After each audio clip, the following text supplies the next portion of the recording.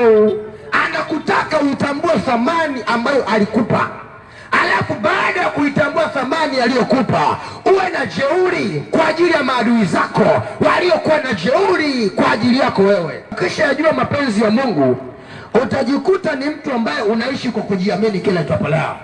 Utakuwa ni mtu ambaye unajua nafanya nini na ninachokifanya kitaniletea matokeo ya aina gani. Ni kwa sababu unaishi kwa kuyatambua mapenzi ya Mungu. Ukiishi kwa kuto kuyatambua mapenzi ya Mungu, maadui zako watakufanyia jeuri isiyokuwa ya kawaida. Maadui zako watakufanyia dhihaka isiyokuwa ya kawaida. Maandiko yanasema wala usimwache mwanamke mchawi kuishi. Unadhani mwanamke mchawi wewe unaweza ukamuua kama hujajua ni nguvu gani Mungu ameweka ndani yako, au kama hujajua tekniki ambazo Mungu amekwambia uweze kuzifanya ili pia uweze kumuua mwanamke mchawi, au uweze kuwapiga maadui zako.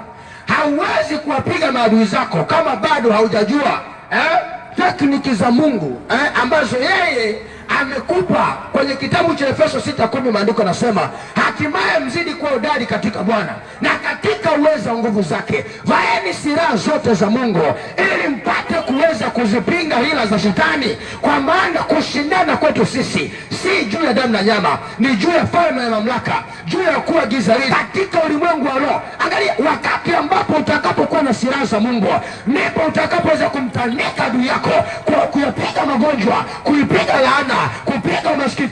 Mambo yote ya ajabu utajikuta anakukimbia, sio kuyakimbia. Na Mungu anataka tuishi kwa kuyatambua mapenzi yake ni yapi, alafu tuishi kwa kujiamini. Mungu hataki mtu anaishi kwa kuogopa. Anasema usiogope upitapo katika maji mengi, uendapo katika moto, wala mwali wa moto hautakuunguza. Anasema usiogope, usiogope, usiogope, usiogope.